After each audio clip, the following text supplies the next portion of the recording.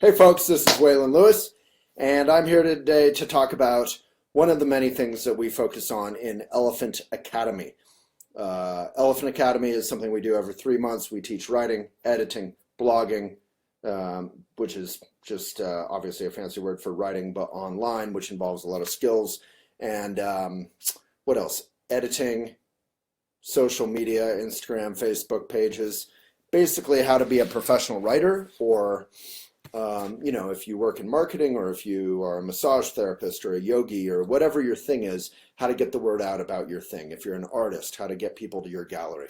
So Elephant Academy covers all of that. But this is not a commercial. This is a hot tip, hopefully, for how to write genuinely. And you can write genuinely whether you're a writer or you're just a human. Remember, 90% of the people who write on Elephant, hello, Valinda. If you're just tuning in, say where you're from, and if you have any questions or arguments or concerns or whatever at any point, hit me gently. So 90%, 95% of the people who write for Elephant are not professional writers. They're human beings. And I think that's something that applies to art too. Everyone can be an artist. Doesn't mean you're necessarily going to be a good artist, but that subjectivity or that critical mind is okay and is helpful. Discernment is helpful. Judgment is helpful. Prejudgment, prejudice, is the problem. Judging without information, without facts, without truth. But discernment is later. In the beginning, we all have a story to tell. We all have experiences to relate. And all of us can enjoy writing, editing, blogging, and social media. And again, the social media thing, a lot of people kind of hate social media or like to pretend they do. And that's sort of a healthy instinct, but we don't want to be black and white. We don't want to be a push-pull kind of disciplinarian and guilt-tripping and all that stuff about social media. Social media can be a simple thing that you do mindfully to share interesting stuff, to either expose bad stuff or highlight worthy stuff, right? So there's keys with social media, and we talk about that in the Academy, like don't multitask. Don't have it be a busy thing. And for whoever's giving the thumbs up, thank you. If any of you want to give it a heart or a like or whatever, that'll help it get beyond the choir to all those who might give a care about mindful communication, mindful writing, mindful social media. Otherwise, we're just preaching to the choir, who is us, so that's great, but we can do more. So the main thing, and this is taught in a wonderful book that's now out of print called Dharma Art, but I encourage you to find it online. I'm sure you could. Dharma Art, meaning truth, art, Buddha Dharma Art, and it's been republished as True Perception, which I have not read the newer version, so I'm sure it's fine, but it's different. I liked Dharma Art because it had lots of diagrams and examples, right? Leslie, no, we're here. So Dharma Art talks about kind of intention. So in the beginning, whether you're a yogi trying to get people to your classes or a massage therapist trying to get clients or a writer trying to share your words and connect with an audience, mission or intention, which is a bit of a kind of new agey word, but it's important, is vital. So what is your mission? Hopefully our mission is to be genuine, to be cathartic, to that genuinely wonderful feeling when you tell a friend how you're doing and you just unburden yourself and it's actually kind of fun, both for the friend and you, or maybe fun's not the word, but it feels good, it feels right. So you want it to be genuine, you want it to be cathartic, but you also want it to help others, right? So that should be our mission for writing, basically. That's a very general should.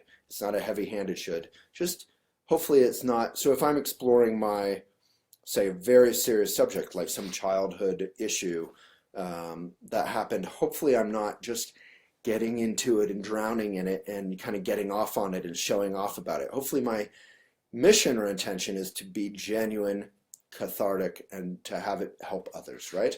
So that's it. It's very simple, but it's also not the mission for many of us who write or communicate or do social media. A lot of people on Instagram are trying to show off their buff butts or their tans or whatever. That's fine. Again, we don't have to be black and white about it, but hopefully your mission in the caption, but get it, should be to have your physical fitness, if that's what you're doing, bikini yoga or whatever it is, or elephant trunk yoga if you're wearing shorty shorts, that you're just inspiring others with fitness and with tips and with how you actually like yourself. That it's not just some sort of, there's this powerful quote I read a couple years ago. It's something like, we get depressed by our behind the scenes while only seeing others' highlights. So we don't want that kind of dichotomy, right? We want to share what we actually care about, share our truth. And I don't mean that in a new agey way, like this is my truth. I mean, share the experience of our lives in a genuine, helpful manner. So that's very simple. The other way to go, so to get specific about writing, you can write genuinely, which is very simple. And you don't need to be a writer to do it.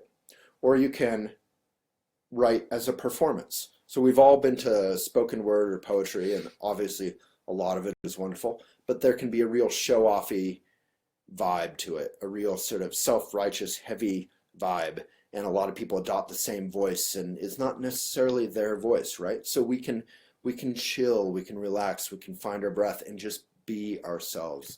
And a couple years ago I was at, I think it was Ignite.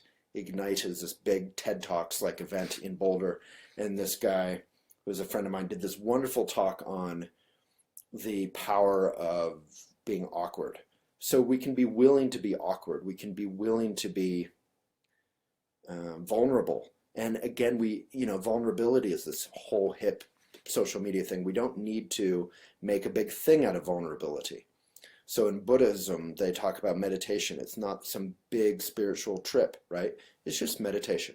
Just sit down, take a good posture, relax your shoulders, find your breath.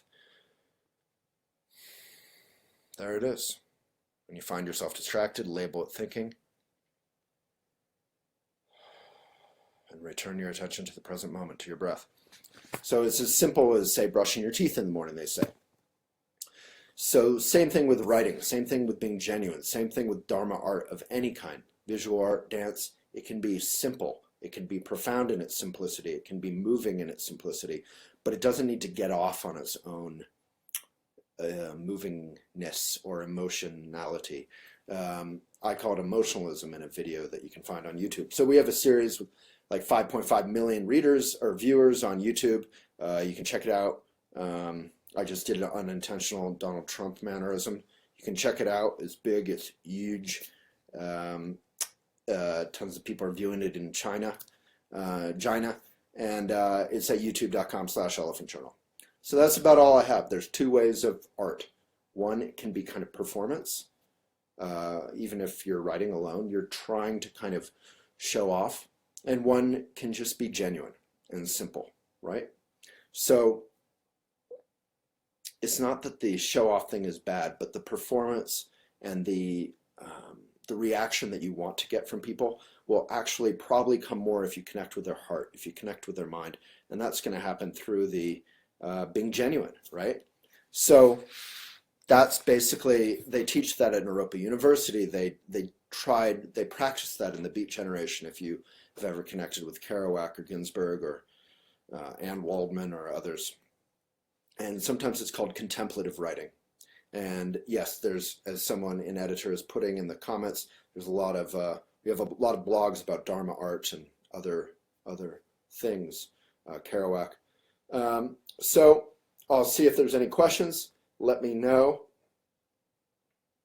Be yourself. Everyone is already taken. That's a quote via Holly by maybe Oscar Wilde. There's a lot of fake Oscar Wilde quotes. So ironically, given that quote, we're not sure if that's actually him.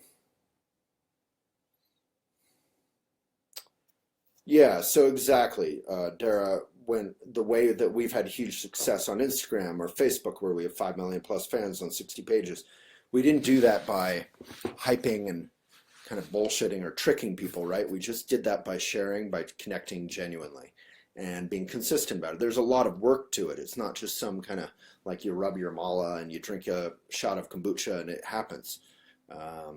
It takes good old-fashioned elbow grease, which is the weirdest term if you ever think about it. What is elbow grease? What are you rubbing with your elbows? Doesn't make sense. Evening to Scotland, Chloe. Hello to everyone. Griselda, I don't know what OSIDE is. OSIDE? Yeah, I'm done with the retreat. I'm back in the Boulder.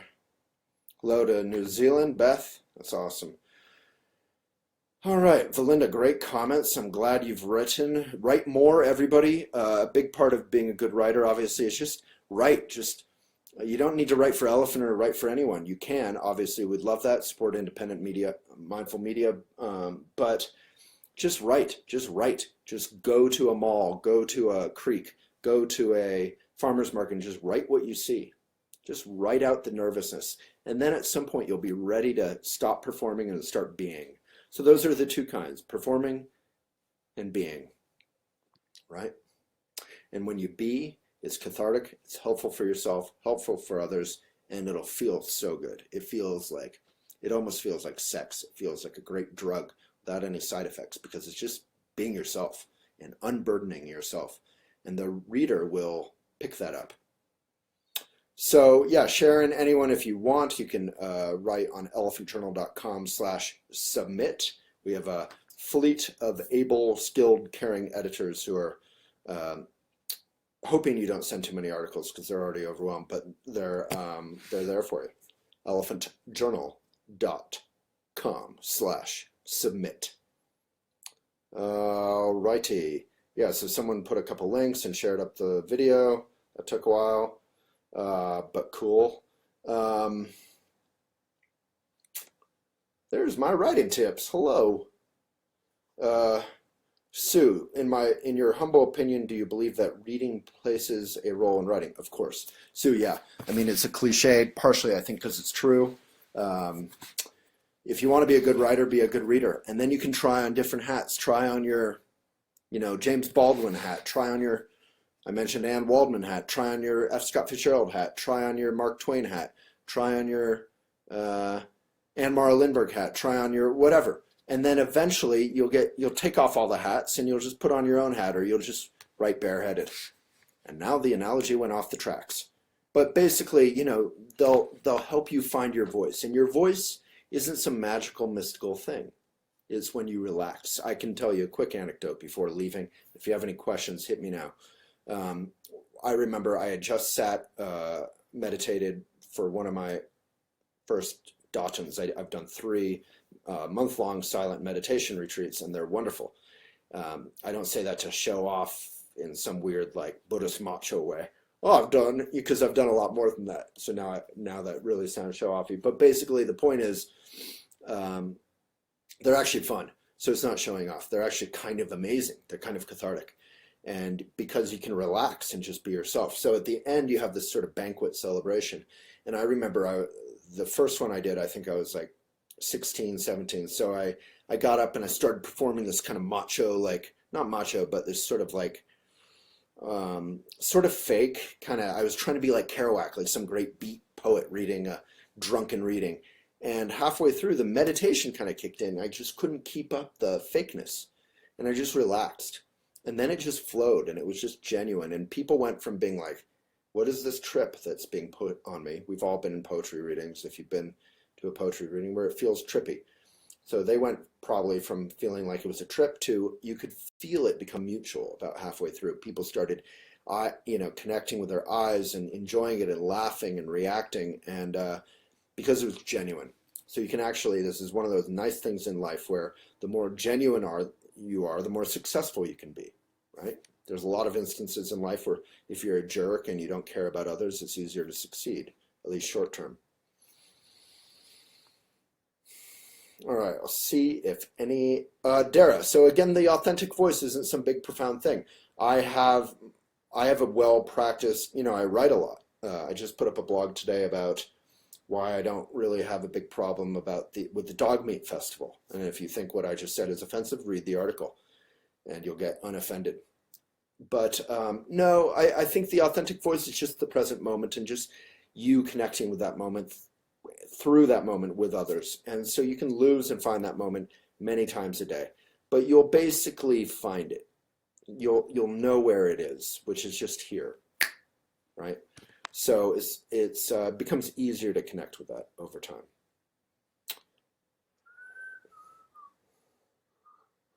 All right, so this is a final plug, not ever, but today, join me at elephantjournal.com/academy if you feel like it. Elephantjournal.com/academy. It's a 3-month course, not 6, 3, and it's super fun. So you can either audit, which is super cheap, and you can self-pace, you get all the materials, or you can do the whole thing fully, and you know, a lot of people have had a good time doing it and hopefully learned too much, I hope. Yeah, Dara, another wonderful book to read is Writing Down the Bones, which you also might have read, by Natalie Goldberg, who I've also interviewed on Elephant. All right, folks, if you happen to be in Boulder, I'm doing a book reading tonight at the Boulder Bookstore with major author of the viral modern love series on New York Times, Ada Calhoun. So that's very exciting. All right, folks, mwah, mwah. Hope that was good. Give it a like or a love. Help it get outside of the choir if you've enjoyed Writing Down the Bones. I'll just write it myself. Writing Down the Bones. There you go. Thank you so much. Please do give it a like or a love. Please do join me for elephantjournal.com/academy.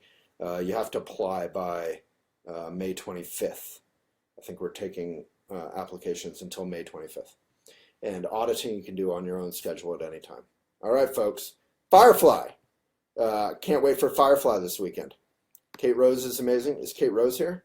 Kate Rose is one of our huge popular authors who actually makes, like, you know, something of a living with Elephant. So she's a wonderful, inspiring example of success there. All right. See y'all. If you want, you can click for notifications for future videos when I hang up.